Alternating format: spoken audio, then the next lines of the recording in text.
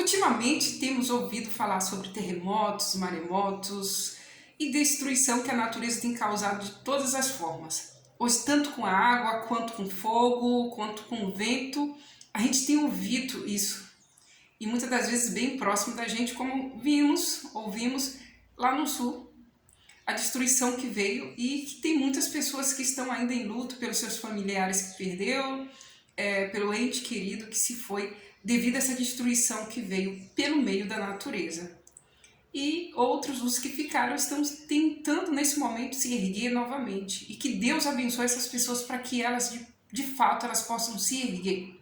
Porém, aqui no livro de Isaías diz que o homem tem plantado o mal na terra, tem semeado o mal na terra.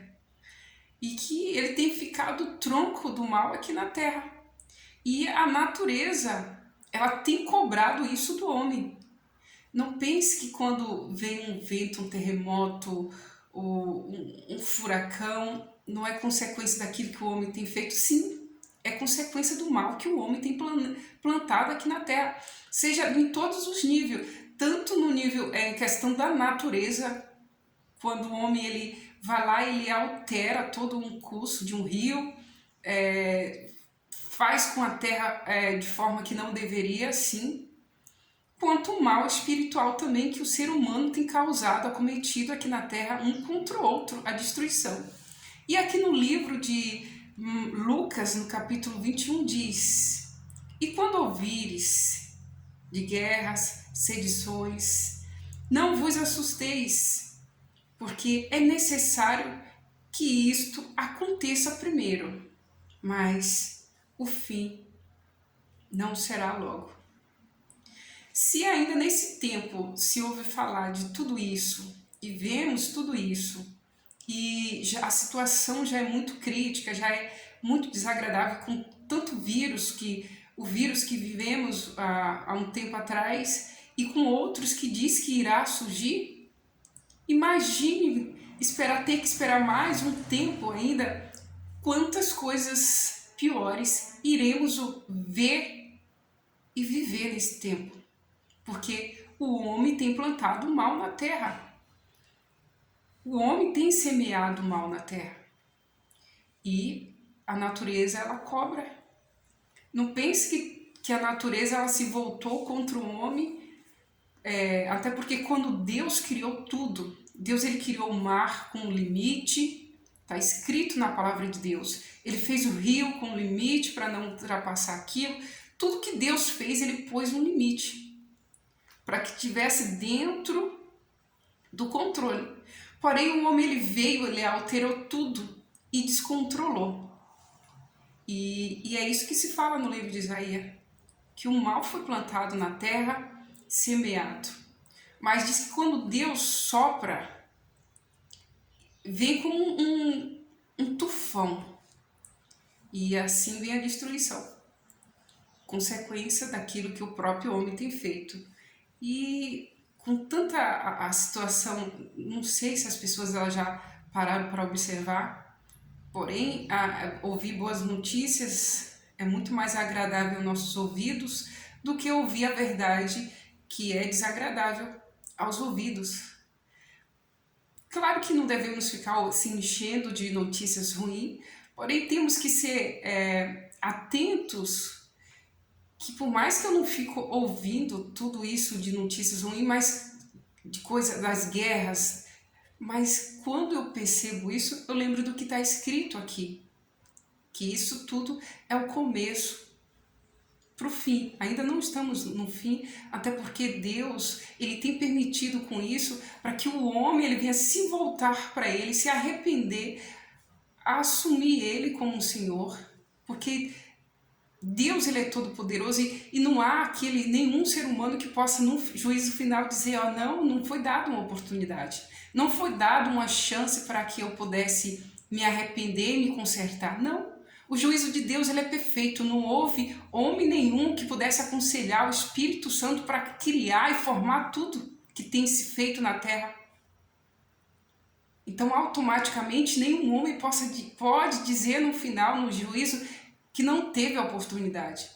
Está escrito aqui na palavra de Deus que Deus está permitindo isso para que as pessoas elas se voltem, se conectem novamente com Ele, para poder, naquele grande dia, possa estar no lado dele e não ser lançado no lago de fogo e enxofre depois do julgamento. Mas o que vemos é que as pessoas ela têm tentado fugir da verdade para viver uma mentira.